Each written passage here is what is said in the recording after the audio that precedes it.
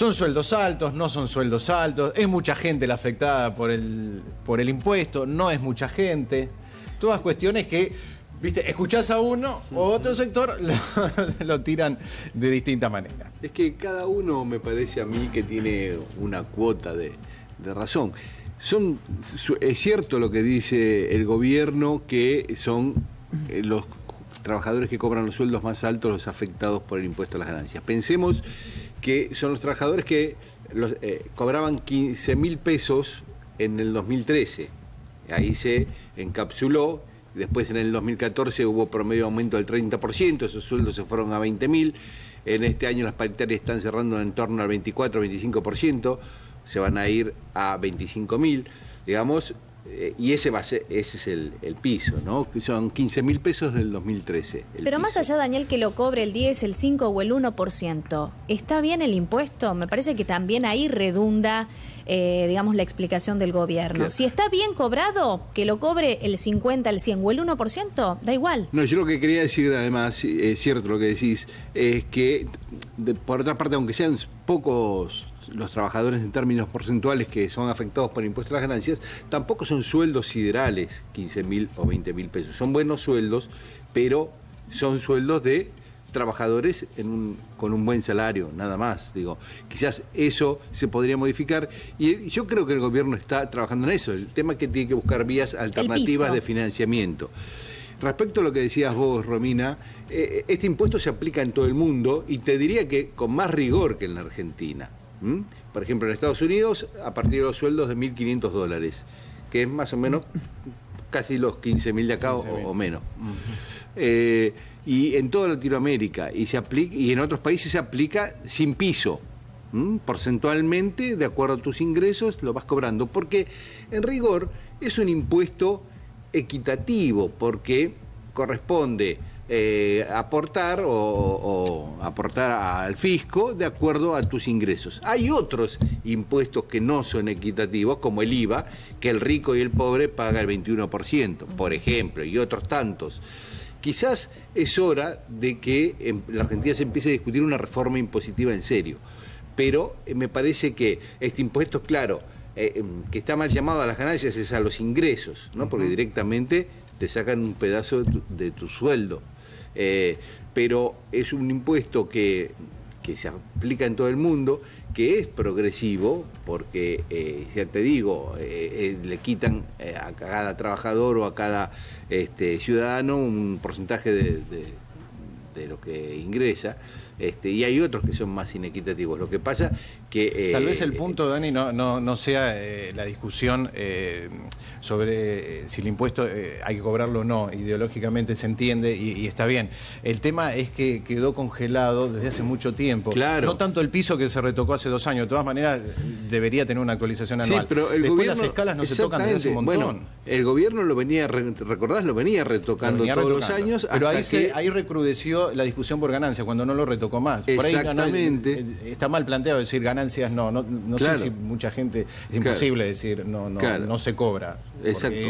Ahí aparece un agujero imposible de cubrir. Sí, sí. Pero por ahí retocar, porque si no el tema de la actualización de sueldo te va sacando cada vez más. Absolutamente, me parece que yo comparto lo que decís, creo que la mayoría de los trabajadores que están afectados por el impuesto a la ganancia lo comparten, y creo que también el gobierno está trabajando sobre eso. De hecho, lo venía haciendo hasta que vio que las cuentas no le cerraban para seguir haciéndolo, esto de ir modificando el piso.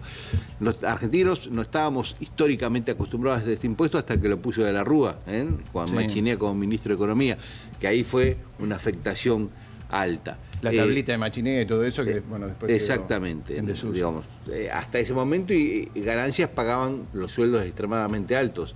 Después afectó a grandes porciones de trabajadores de clase media. Y en otro contexto también, ¿no? Y en otro contexto de menos ingresos, ¿no? Y de mayor desocupación. Mayor desocupación, etcétera.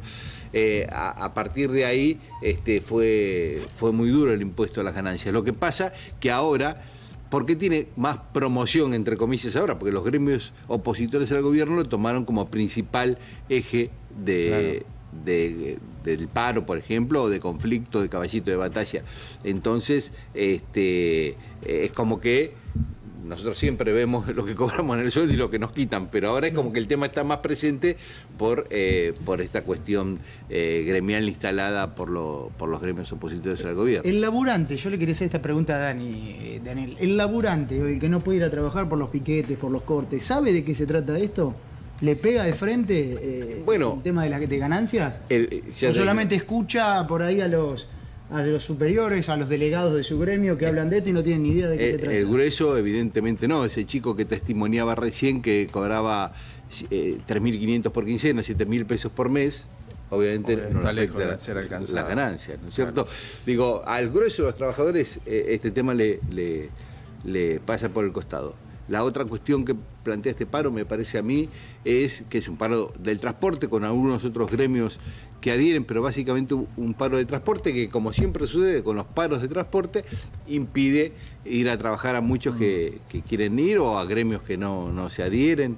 En fin, el que no tiene autos para movilizarse por su cuenta le es muy complejo. No hay subte, no hay colectivos, no hay trenes. Sí, seguro. Más allá de la discusión de ganancias, hay una situación de un paro que en muchos casos es obligado porque la gente no puede llegar, ¿no? Ahora vamos a hablar un poquito, no me quiero ir del tema de ganancias porque lo tenemos que escuchar al ministro de Economía, pero en un ratito vamos a analizar todo este tema de los cortes y demás, hasta dónde no afecta la calidad del paro, porque si vos querés mostrar un paro fuerte, mostrarlo genuinamente y no cortando los accesos. Pero más allá de si tengas razón o no. Pero a ver qué dice el ministro de Economía, Axel Kicillof, con respecto al tema ganancias. Esto es de ayer a la tarde. El impuesto a las ganancias es un impuesto que afecta aproximadamente al 6 u 8% del total de los trabajadores argentinos.